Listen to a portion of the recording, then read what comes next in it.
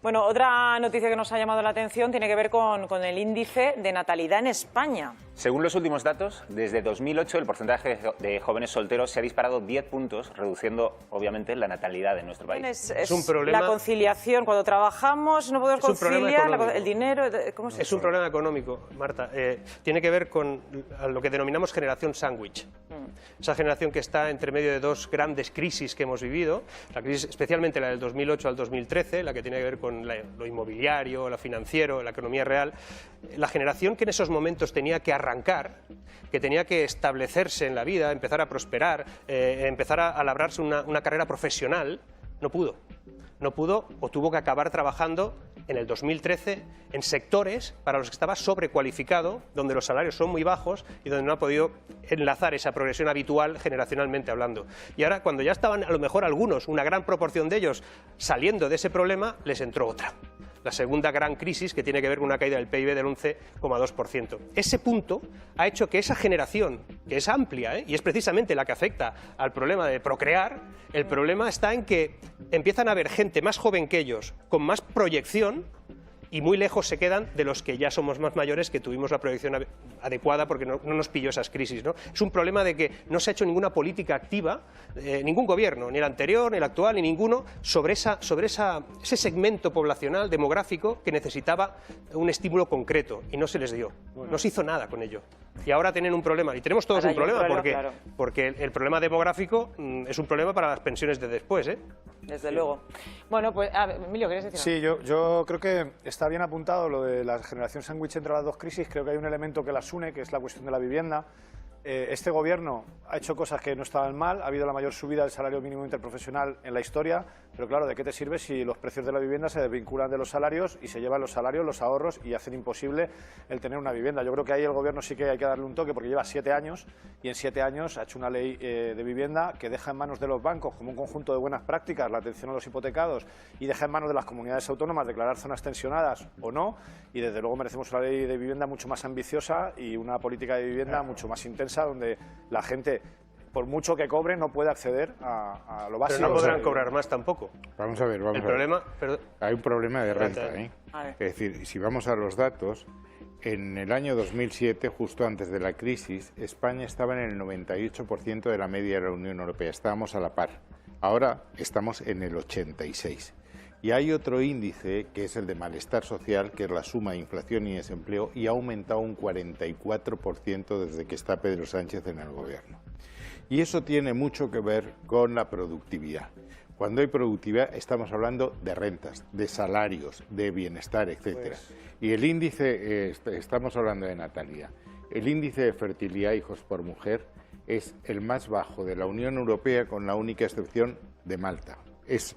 Tiene que ver con la vivienda, tiene que ver con el empleo, tiene que ver con la renta, es un problema muy complejo. Tiene que ver con la conciliación, tiene que ver con la igualdad que también eso sí que es lo que se llama... Tiene que ver con lo que ha dicho él, que es que por mucho que se suba el salario mínimo, el problema de subir al salario mínimo es que ese salario mínimo, si no va relacionado con la productividad, tenemos un problema. Y en España, todos los datos económicos, y es verdad, los datos económicos no son malos, están en comparativas... Pero tú lo has dicho más de una vez, el modelo productivo español. Los datos comparativos, o sea, a nivel, oye, crecemos más que Europa, cogemos el segmento que nos interesa, pero crecemos más, tenemos una inflación que se empezaba a controlar hasta ahora, tenemos un montón de elementos, una generación de empleo de la leche, y resulta que esto no funciona. No funciona porque estamos generando empleo de escaso valor añadido, porque tenemos un modelo productivo que se está inflando porque queda bien, porque así puedes decir que tienes un montón de gente trabajando, pero la gente no tiene un empleo. Si ojo a esto, más de la mitad de los contratos en España no tienen una duración superior a un mes. Es decir, eso no es estabilidad. Y el paro juvenil, pero este modelo productivo siempre ha sido así y ahora se está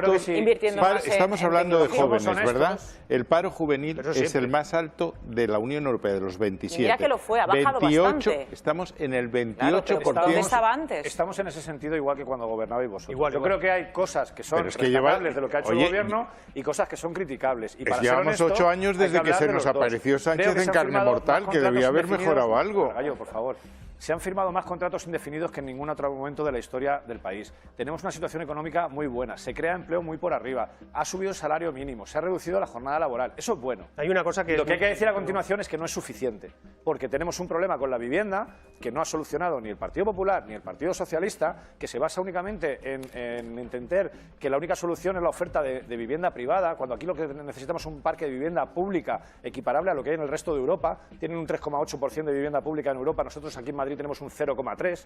Necesitamos eso, necesitamos una ley de vivienda más ambiciosa, necesitamos un montón de cosas que no ha hecho ni el Partido Popular ni el Partido Socialista. ¿Pero qué margen fiscal tienes con una deuda pública del 105%? Necesitamos realmente que alguien se crea o que perciba que esto no puede seguir así. O sea, nosotros no podemos estimular, esto tiene un final, o sea, no podemos seguir estimulando un sector que es muy expansivo en empleo, pero es muy poco eficiente en lo productivo. Habrá un momento en que eso ya no será comparativamente interanual algo tan positivo, ahora lo hace porque venimos de muy abajo, pero eso no será así. Y con respecto al tema de los empleados, o sea, de lo que son las contrataciones, lo que tiene que ver con la seguridad social, ojo, porque estamos hablando de afiliaciones, no de afiliados a la seguridad social, y ahí se nos decanta 1 millón de contratos que probablemente las cifras, que son muy buenas, no haría falta que se trucaran, pero se están maquillando en algunas ocasiones y nos da la sensación de que vamos muy bien. ¿Están maquillando datos?